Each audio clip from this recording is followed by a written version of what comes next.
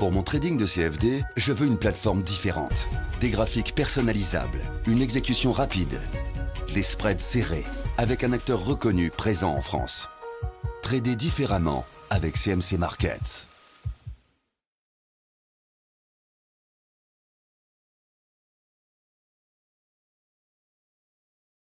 Bonsoir, voici l'analyse technique du CAC 40 pour le 24 juin.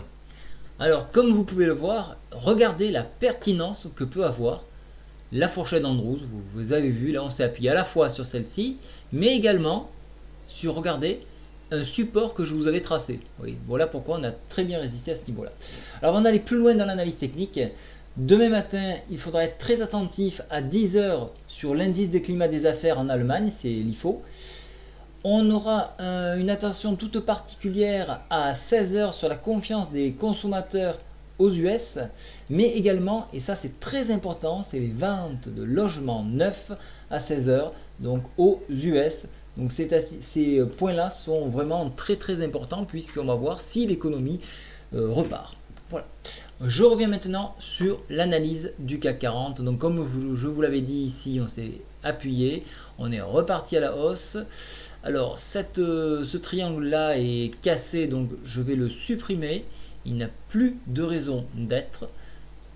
Pas de pertinence, donc je vais le supprimer. On va alléger un petit peu le graphique.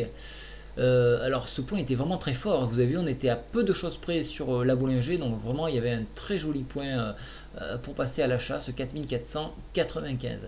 Actuellement vous voyez qu'on est en train de, on risque demain de croiser MM10 sur MM20, alors ça a une connotation très négative, les indicateurs sont sur une tendance négative, le stochastique tendance négative. Attention à ne pas casser la théorie de dos qui se trouve exactement à 4471.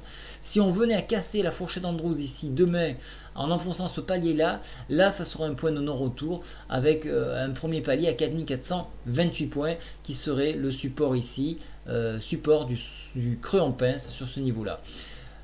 Si toutefois nous repassons au-dessus de 4543, alors là on invaliderait à nouveau un scénario baissier, ce qui nous permettrait de revenir au contact du haut ici, de cette oblique que je garde encore en référence sur 4563 et par extension la double oblique ici que j'ai mis en trait noir sur 4585. Donc globalement on est vraiment sur un tournant et ce tournant là va être cette semaine. Donc où on casse ce niveau là et là on rentre dans un cycle baissier, où on repart et là c'est reparti à nouveau pour un mois de hausse avec des oscillations comprises à la fois entre la médiane de la fourchette d'Andrews et le bas de cette fourchette d'Andrews. Donc on va regarder cette Bollinger, à savoir si elle va continuer à converger, à se contracter, ce qui donnerait un signe de tendance de consolidation, ou si on va vraiment élargir la Bollinger pour définitivement casser cette fourchette d'Andrews. Voilà, donc globalement, tant que nous n'avons pas cassé le bas ici, nous ne sommes pas dans une situation baissière. Voilà, je vous souhaite à tous une très bonne soirée. Au revoir.